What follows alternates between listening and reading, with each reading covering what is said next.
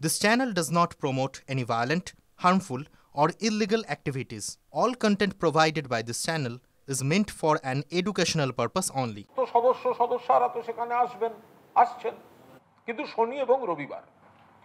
আজকে কিছুক্ষণ আগে সেনাবাহিনী গিয়ে দেখা গেছে হঠাৎ সেনা নামিয়ে আমাদের ধর্নার যে মঞ্চ, ব্যানার এগুলো খুলে দেওয়া হচ্ছে। বিস্ময়কর ছবি। যদি সেনার কোনো বক্তব্য থাকে তারা কমিউনিকেট করবে, একটা প্রসেস থাকবে, ডেকোরেটর বেঁধেছে, ডেকোরেটর খুলবে। এ তো সেনা নামিয়ে তৃণমূলের আন্দোলন ভাঙার চেষ্টা হচ্ছে। কেন্দ্রীয় সরকার আর্থিক বঞ্চনা দিয়ে পারেনি, বিজেপি দল দিয়ে পারেনি, কেন্দ্রের হাতে থাকা বিভিন্ন কমিশনের বেশ কিছু প্রতিনিধি দল পাঠিয়ে, কমিটি পাঠিয়ে পারেনি, তার আর এক শাখা সংগঠন কেন্দ্রীয় এজেন্সিগুলি দিয়ে পারেনি। সর্বশেষ সেনা নামিয়েছে। সেনা, তৃণমূলকে ঠেকাতে এখন সেনা নামাতে হয়েছে। তৃণমূলকে ঠেকাতে সিবিআই, ইডির পর এবার সেনা। তো তারা গেছেন। এটা কি দৃশ্য? সেনা গিয়ে প্যান্ডেল খুলছেন। আইনে যদি কিছু বলার থাকে বলবেন, ডেকোরেটর প্যান্ডেল খুলবে। ডেকোরেটর প্যান্ডেল করছে, সেনা খুলছে কেন? মাননীয় মুখ্যমন্ত্রী আমাদের দলনেত্রীর নির্দেশে আমরা খুব স্পষ্টভাবে জানিয়ে দিচ্ছি যে সেনা নামিয়ে আমাদের এই ভাষা আন্দোলনের আওয়াজ বন্ধ করা যাবে না। এটা চলবে।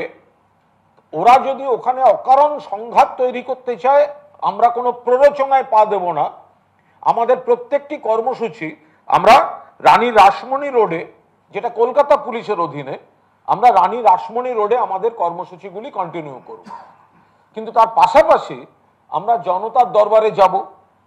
আমরা মানুষকে বলে দেব যে দেখুন, কেন্দ্রীয় সরকার বাংলা এবং বাঙালির বিরুদ্ধে কিভাবে চক্রান্ত করছে। প্রথমে টাকা বন্ধ, টাকা দেব না। 1,95,000 কোটি টাকার বেশি এখন পাওনা, অর্থমন্ত্রী রয়েছেন।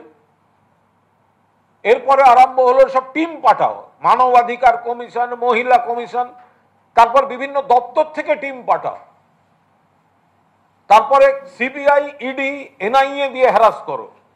তাতেও ওনাদের কাছে যা রিপোর্ট, তাতে বিজেপি 30 ক্রস করবে না 2026-এ। সেই জায়গায় দাঁড়িয়ে মরিয়া হয়ে যখন দেখছে বাংলা ভাষা, তাদের উপর আক্রমণ, পরিযায়ী শ্রমিক বাংলায় কথা বলে ভারতীয়, তাদেরকে বিদেশি বলে বিজেপি শাসিত রাজ্যে হয়রান করা, আটকে রাখা, ডিটেনশন, পুশব্যাক, তাতেও হচ্ছে না। তখন মরিয়া হয়ে ভাষা আন্দোলন দমন করতে সেনা নামিয়েছে। যেখানে শনি রবিবার করে আমাদের পারমিশন নেওয়া, যেখানে আমরা যা করছি নিয়ম মেনে করছি, বর্ষাকাল বোঝেন তো, এরম নয় যে অন্য কোনো দলের কোনো বড় কর্মসূচি ডাকা আছে। একমাত্র তৃণমূলই পারে ভরা বর্ষাতেও কোনো না কোনো কর্মসূচি করতে, কারণ দলনেত্রীর নাম মমতা বন্দ্যোপাধ্যায়। সেই জায়গায় দাঁড়িয়ে আমরা বলছি যে সেনা নামিয়েছে ওরা। এত আক্রোশ, সেনা স্পর্শ করছে তৃণমূলের ধর্ণা মঞ্চ, সেনা স্পর্শ করছে আমাদের নেত্রীর ছবি দেয়া, আমাদের ব্যাকড্রপ, আমাদের হোর্ডিং, সেনাদের দিয়ে বইয়ে নিয়ে যাচ্ছে।